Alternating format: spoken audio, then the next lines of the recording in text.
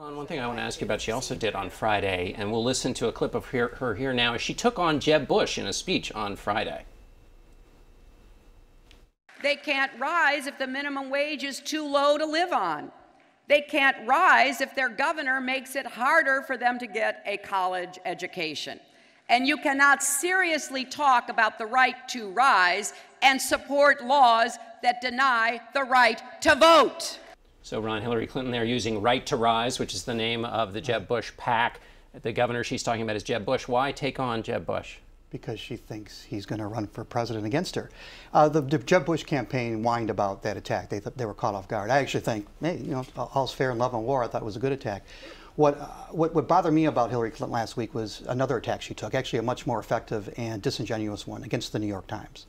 The New York Times wrote a story last week about a new development in the email scandal, sloppily written and not very transparently corrected. If you're a media writer, a lot of reasons to criticize the New York Times. But what did they get right? 2 IGs have asked the Department of Justice to look into the fact that classified documents were found on her rules-defying, oversight-thwarting email server. This is after she said there were no classified documents. This is after she said that she hasn't violated any rules. This is after she said that she's too transparent in all this. And after she said she only did all this out of a matter of convenience.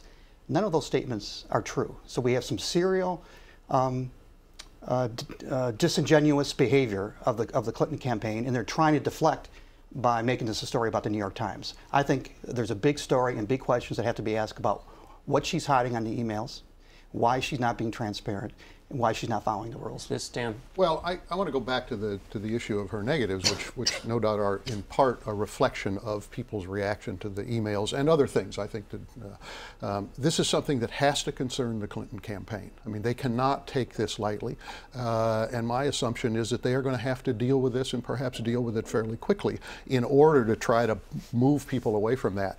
The attack on Jeb Bush, I think, is a sign that she is continuing to play to the Democratic base, that she's got Bernie Sanders at least in one eye, if not more, and that she is trying to convince Democrats that she has not just the policies, but the fight and the spirit to go after the Republicans in a way that nobody else will be able to do. Reihan, she was at an event, at an Urban League event, where Jeb Bush was also speaking. Yes. What is the response from Jeb Bush on this idea? Well, look, Jeb Bush gave a speech that was very bipartisan. He quoted President Obama in his remarks, and he said that Obama was right on many important points. He was incredibly civil, and he was trying to, get applause lines from this audience, and that's entirely fair enough. But he never actually responded to a direct attack from Hillary Clinton. And then, of course, it's the same week that you had the cover of Time magazine, and you had George W. Bush and Bill Clinton buddy-buddy right next to each other, with talk of, how closely they work together.